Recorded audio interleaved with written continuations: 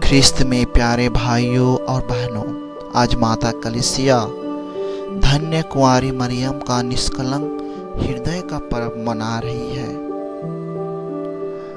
आज का पहला पाठ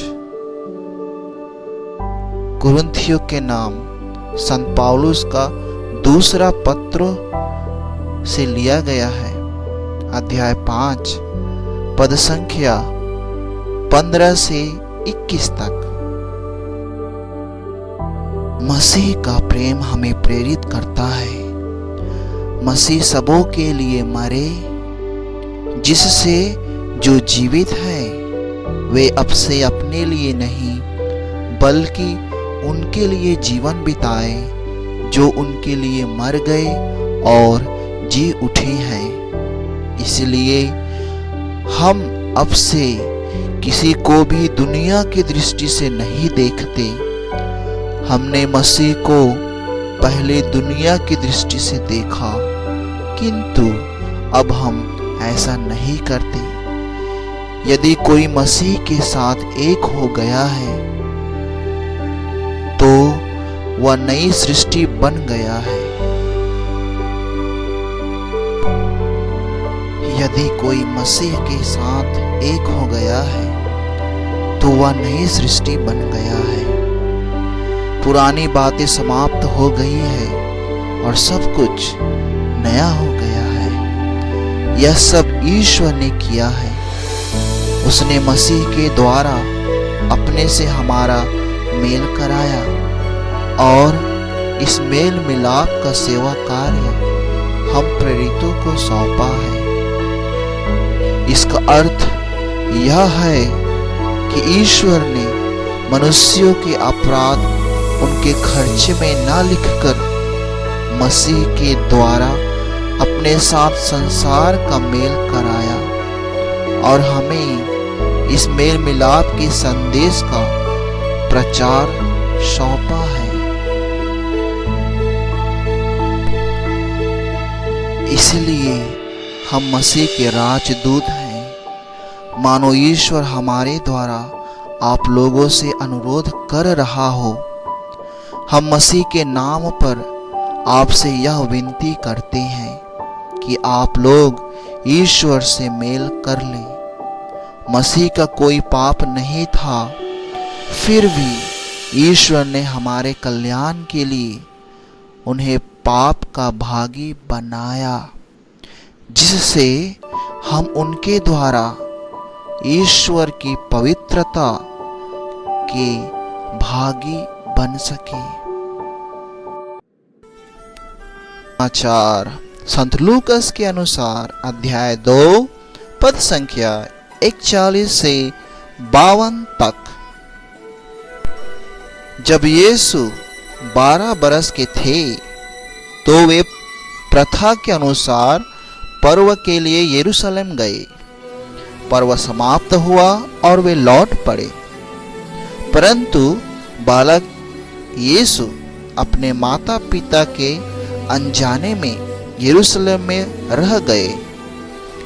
वे यह समझ रहे थे कि वह यात्री दल के साथ है, इसलिए वे एक दिन की यात्रा पूरी करने के बाद उसे अपने कुटुंबियों और परिचितों के बीच ढूंढते रहे।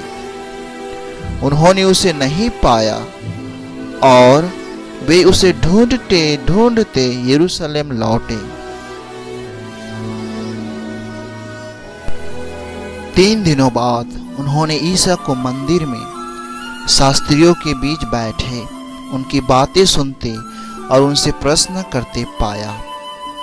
सभी सुनने वाले उसकी बुद्धि और उसके उत्तरों पर चकित रह जाते थे।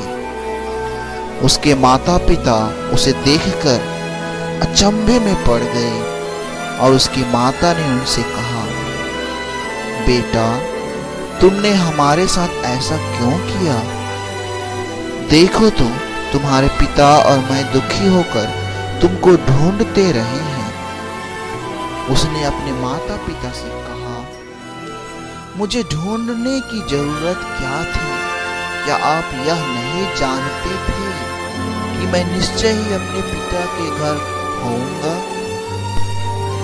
परंतु ईसा का यह कथन उनकी समझ में नहीं आया। ईसा उनके साथ नाजरेत गए और उनके अधीन रहे। उनकी माता ने इन सब बातों को अपने हृदय में संचित रखा। ईसा की बुद्धि और शरीर का विकास होता गया। वह ईश्वर तथा मनुष्यों के अनुग्रह में बढ़ते गया।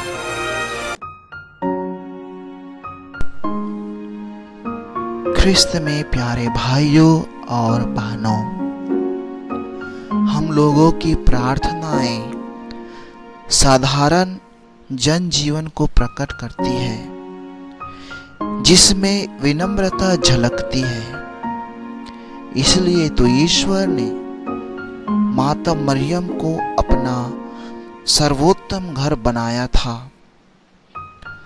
माता मरियम का हृदय पूरी तरह से साफ थी, जो ईश्वर की महिमा गाती थी। माता मरियम पूरी तरह से इस दुनिया से संलग्न थी, फिर भी उनका हृदय ईश्वर की ओर उन्मुक्त थी। ऐसा नहीं कि वह सारे दुख तकलीफों से परे थी, पर उनकी विश्वास हमेशा ही ईश्वर पर टिकी हुई थी। आज के इस पर्व में हम भी अपने हृदय को ईश्वर की ओर अभिमुख करने के लिए बुलाए जाते हैं। यीशु हमसे चाहते हैं कि हम दिखावा छोड़कर अपनी प्रतिज्ञाओं, जिम्मेदारियों को निभाएं और अपनी प्रार्थनाओं को उन्हें समर्पित करें।